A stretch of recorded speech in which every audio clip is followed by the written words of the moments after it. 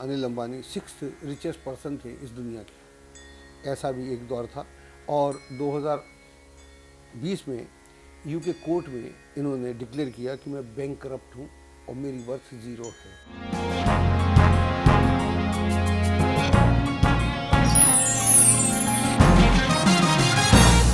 ज्योतिष का एक सूत्र है, प्रारब्ध, वर्तमान और आगामी।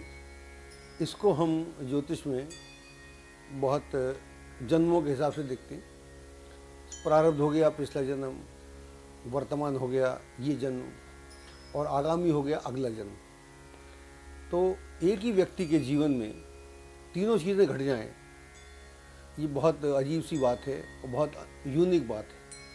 तो आज हम जो कुंडली डिस्कस करने वाले हैं उसमें हम कुंडली डिस्कस करेंगे अनिल अंबानी की, जो धीरू भाई अंबानी और कोकिला बहन के बेटे हैं, नंबर 2 के। तो इनका जो मैं कह रहा था कि प्रारब्ध ये है जिस परिवार में पैदा हुए, पैदा होने के बाद वो परिवार धीरे धीरे बढ़ने लगा और इतना बड़ा कि पूछो मत। फिर इनका वर्तमान में इन्होंने हर तरह का एंजॉयमेंट किया, हर तरह का नाम कमाया, पैसा कमाया। और फिर आगामी इसी जन्म में तीनों घटनाएं घट गई। इस कुंडली से बात करते हैं, कुंडली हम देखना चाहते हैं, उस कुंडली से हमको ज़्यादा बात समझ में आ जाएगी।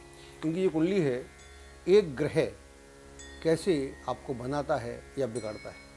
ये हमारी सीरीज़ है, आप सब जानते हैं।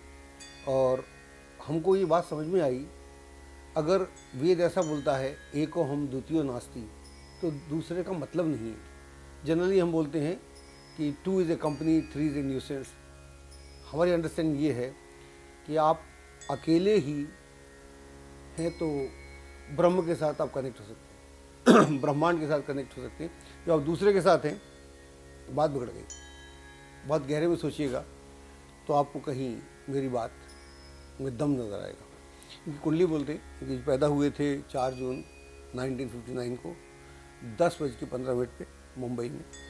कर्क लगन है इनका, और लग्न में नीच का मंगल शुक्र है, तृतीय भाव में राहु है, पंचम में वक्री गुरु है, छठे में वक्री शनि है, नवम में केतु है, दशम में चंद्रमा है, और एकादश भाव में सूर्य और बुध है।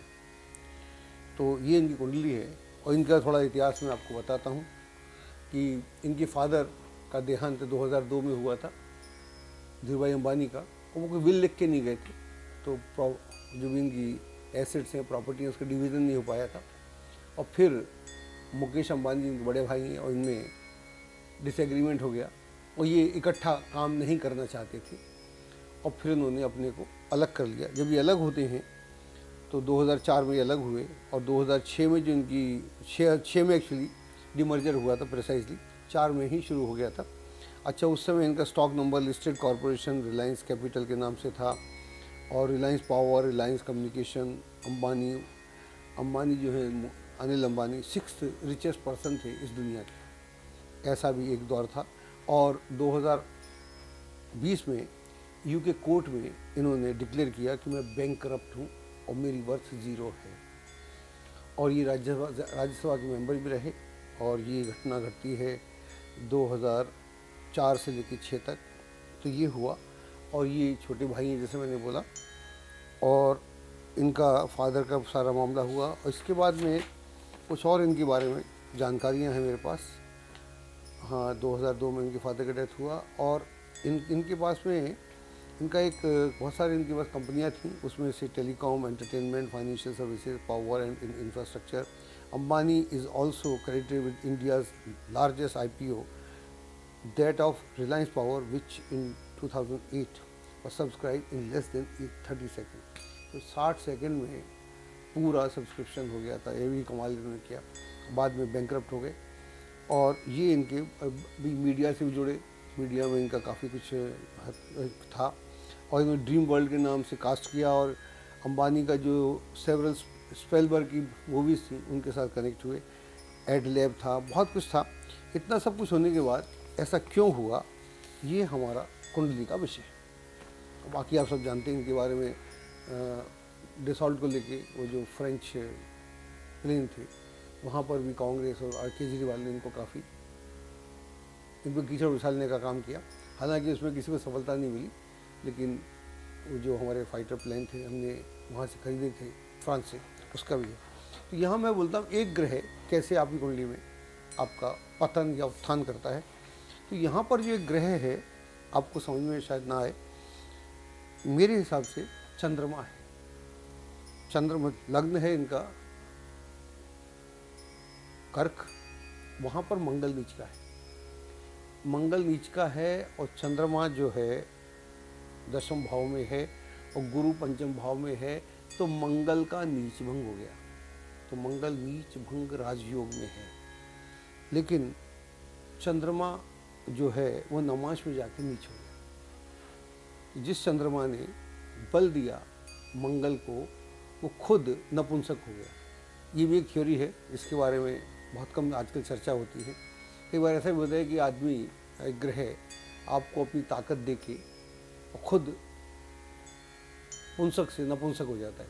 एक बार किस्सा याद आ रहा है, हुमायूं का किस्सा है। हुमायूं जो युद्ध में काफ़ी ये मुग़ल साम्राज्य का अकबर का बाबर का बेटा था और अकबर का पिता था। ऐसा बोलते हैं पंजाब के किसी जब वो वॉर कर रहे थे तो अकबर बहुत बीमार हो गए थे और उनके बचने की कोई उम्मीद नहीं थी। तो किसी ने बोला, किसी पीर फकीर ने, अगर तुम इसके 7 चक्कर लगाओ इसके बेड के और दुआ करो खुदा से कि ये अच्छा हो जाए और मेरे को जो होना है सो हो जाए। तो हुमायूं ने ऐसा कहते हैं कि बड़े दिल से ये दुआ की और 7 दिन के अंदर अकबर तो अच्छा हो गया और हुमायूं का देहांत हो गया। तो अगर ज़िंदगी में ऐसा होता है तो ग्रहों की दुनिया में तो होना ही चाहिए। तो आपको ताकत कहाँ से आ रही? ताकत तो आकाश से आ रही है। तो यहाँ क्या हुआ, चंद्रमा यहाँ पर नपुंसक हो गया, चंद्रमा नीच का हो गया नमाशी कुंडली में। और अब आप देखिए इस चंद्रमा का कमाल कैसे देखने को मिलता है। जब ये पैदा हुए तब इनको शुक्र की दशा थी और बचपन इनका बहुत बेहतरीन नहीं गुजरा। और अंबानी, इनको जब चंद्रमा की दशा शुरू होती है, देखिए बड़ी अजीब की बात है, चंद्रमा जो पतन का कारक है अपनी दशा में कुछ नहीं करता। चंद्रमा की दशा शुरू हुई 1978 में और वहाँ से लेकर 88 तक ये धीरूभाई अंबानी का राइज का टाइम था। 80 से उनका पॉलिस्टर बिजनेस में गए थे, तो वहाँ से उसका लाइन शुरू होता है। तो ये पूरा प्रोसेस था। तो चंद्रमा की दशा में तो इनको ऐश हुए, क्योंकि दूसरा जब नीच भंग होगा तो दूसरा ग्रह जो बल दे रहा है वो तो आपको हीरो बना देगा, लेकिन वो अब उसके बाद कुंडली का भला नहीं करेगा। तो यहाँ पर देखने वाली बात है कि वहाँ पर ये बहुत इनका अच्छा होता है। उसके बाद इनका राहु चलता है 85 से लेकर 2003 तक।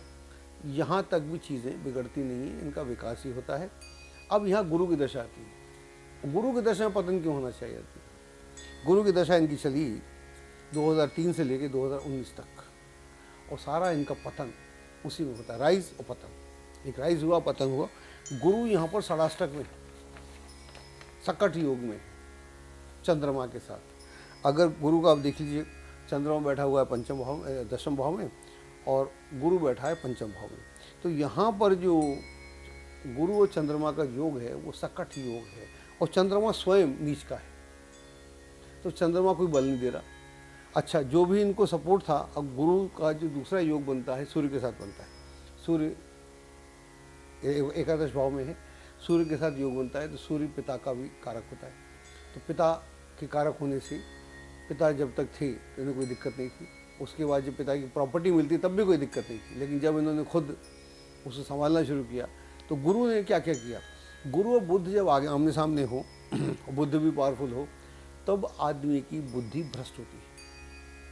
एक सूत्र है ज्योतिष का, अगर बुद्ध साथ में हो तो अलग प्रभाव है, अगर गुरु और बुद्ध आमने सामने हो और गुरु विकट हो, विकट यानी संकट में हो, या गुरु संकट में है।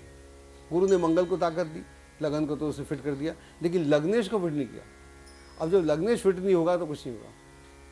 आपका लग्न और लग्नेश अगर फिट है तो फिर आप जिंदगी में मात नहीं खाते। जब मैं ज्योतिष सीखता था तब मुझे ये बात समझ में आई थी कि अगर मात्र आपका लग्न अच्छा है, नवम खराब हो, पंचम खराब हो आपका लग्न अच्छा है तो आप अपनी दम पर इतना राजपाट क्रिएट करते हैं जिसकी कोई लिमिट नहीं है।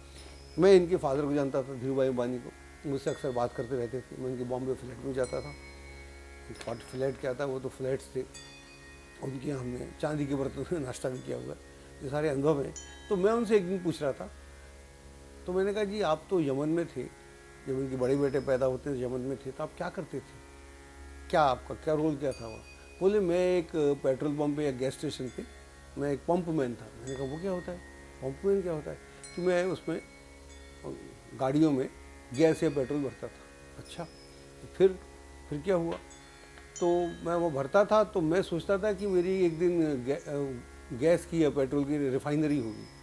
तो पेट्रोल भरते भरते जो गाड़ी में भरता था ज़्यादा हो जाता था। तो जो मेरा सेठ था, वो था तो इंडियन लेकिन थोड़ा सख्त था, तो उसने मेरे को 2-4 बार समझाया। फिर उसमें धीरू भाई मैं तुम्हारी तनख्वाह काटूंगा, हाँ ऐसा चलेगा नहीं। तो तनख्वाह काटता था और मैं जब पेट्रोल भरता था, अब धन में होता था तो मैं ज़्यादा ही करता था, उस पिल आउट होता था। तो मैंने कहा जी आपने ये नहीं सोचा कि मेरे 2-4 पेट्रोल पंप हो जाए? आदमी जो पेट्रोल पंप नौकरी कर रहा है, पेट्रोल पंप पे नौकरी कर रहा है, वो सोचेगा एक आध मेरा पेट्रोल पंप हो जाए, एक हो जाए, 2 हो जाए, शहर में 3-4 हो जाए। बोले नहीं मैं तो ऑयल रिफाइनरी की बात कर रहा हूँ। ये आदमी का इमेजिनेशन होता है। वो पूछता था तो मेरे को बड़े मोहब्बत से, प्रेम से बताता था। तो ये इनके फादर के बैकग्राउंड है, वैसे मेरे को याद आ गया किस्सा।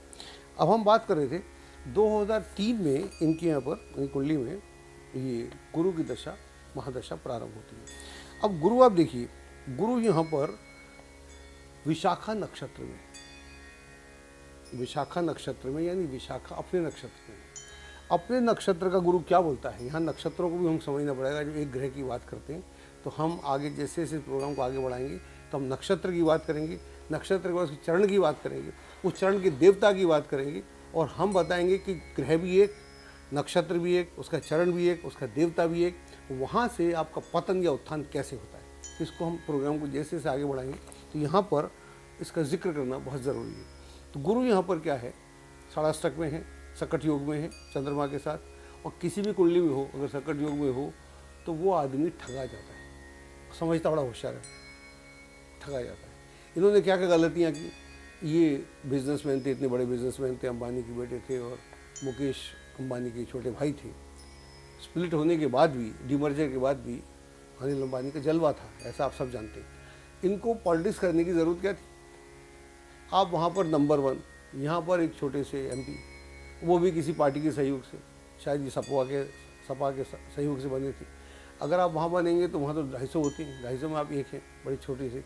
यहाँ आप हिंदुस्तान के इतने बड़े बिजनेसमैन हैं। ये गलती अमिताभ बच्चन ने की थी, वो जब पॉलिटिक्स में आए थे, हमने बोला था वहाँ 540 में आप एक छोटे से एमपी हैं, वहाँ आप फिल्म इंडस्ट्री के बॉस हैं, ये बिजनेस के बॉस हैं, इनको ज़रूरत क्या थी? जब पॉलिटिक्स में आप आएंगे तो जाहिर है कि फिर आपके पास जो अपोजिशन वाले होंगे सब कुछ करेंगे। उन्होंने धीरे धीरे इनकी ज़मीन खोदने की कोशिश की। और फिर जब गुरु अगर अपने नक्षत्र में हो, विशाखा में हो, तो ऐसे व्यक्ति को शुद्ध काम करने चाहिए, अशुद्ध काम नहीं करने चाहिए। इनका एक सब्सक्रिप्शन 60 सेकंड में बिक जाता है, इसका अर्थ क्या हुआ? कुछ तो गड़बड़ है, कुछ तो हेरा फेरी है उसमें। और वो लाइन में आप चले गए जो आपकी लाइन ही नहीं थी। एजुकेशन होता, कुछ और होता तो things would have been different. इनके फादर ने एक नई लाइन शुरू की थी, उसमें करते तो कुछ नहीं होता। तो इन्होंने गुरु वाला कोई काम नहीं किया, और गुरु खुद कमज़ोर है तो चंद्रमा उसको बल नहीं देता, मंगल को उसने बल दिया है। तो यहाँ पर मेरे हिसाब से गुरु भी नपुंसक है, गुरु यहाँ पर वक्री है। वक्री गुरु अगर कुंडली को नीच भंग राजयोग बना रहा हो, खुद वक्री हो, तो जब उसकी दशा आती है तो वो उठ जाता है। औरों को तो पुंसक बना देता है, औरों को तो स्ट्रॉन्ग पकड़ बना देता है, लेकिन जब उसका अपना दौर आता है तो इसी दशा में 19 तक आते आते 2003 से 19 तक आते आते इनका राइज से पतन हुआ। और ऐसा पतन हुआ कि अभी उठने की स्थिति में भी नहीं। 1-2 बार तो इनकी माँ के कहने पर भाई ने इनको मदद की। इनका कोई केस हो गया था बॉम्बे में, बॉम्बे हाई कोर्ट में, तो वहाँ से इनको जेल हो सकती थी। तो जज ने बोला कि 1 महीने में आप अगर इतना पैसा दे दोगे तो कोई बात नहीं है। तो ये सब हो गया, तो ड्यूबियस कैरेक्टर हो गया। इनके बैंकरप्ट बोलते हैं अपने को, कई लोग मानते भी नहीं, कोर्ट भी नहीं मानता, लोग भी नहीं मानते। ऐसा कैसे हो सकता है धीरू भाई अंबानी का बेटा बैंकरप्ट हो जाए? तो उसमें भी गलत है। तो यहाँ पर अगर लग्न में मंगल नीच का हो तो फिर आप या तो लोगों के बहकावे में या बहुत बड़ा बनने में आप पंगे लेते हैं, उसमें आपको दिक्कत आती है। अगर मंगल नीच का हो तो फिर अब मंगल चूँकि भाई को रिप्रेजेंट करता है तो आप भाई के साथ नहीं रहते। मेरे को ऐसा लगता है कि अगर ये लक्ष्मण बन के रहते तो कमाल हो जाता। मुकेश अंबानी के साथ अगर लक्ष्मण के रोल में रहते तो आज भी इनकी स्थिति वो रहती। तो ये गुरु यहाँ बोलता है अपने नक्षत्र में कि ठीक से रहिए, अपनी सादगी से रहिए, अपनी सिस्टम से रहिए, अपने नियम से रहिए, औरों को सलाम मारते रहिए। ऐसा नहीं होता, लेकिन ये चाहते हैं कि लोग मुझे सबसे बड़ा समझें और इस पूरे प्रोसेस में ये अपना सत्यानाश कर बैठे। तो बड़े अफसोस की बात है। तो मैं बोलता रहता हूँ कि एक ग्रह कैसे आपका पतन या उत्थान करता है, तो ये एक पतन की कुंडली है। इसी में भी मैंने शुरुआत की थी कि प्रारब्ध सब कुछ मिला आपको आपके पुण्य कर्मों से। गुरु पंचम में तो देगा, वक्री है तो इस जन्म में नहीं देगा, फर्क है। प्रारब्ध का देगा, वो देता है। पंचम घर जो आपके प्रारब्ध संबंध है वहाँ तो सब कुछ होता है, लेकिन जब आप अपनी बुद्धि लगाते हैं तब मामला कुबुद्धि हो जाती है। और दूसरा, और वर्तमान में सब कुछ था, आपने अपने ही हाथों से खो दिया। फिर आपकी जो कंपनी थी, पॉलिटिकल कंपनी, ये कंपनी, वो कंपनी, अब सब जानते।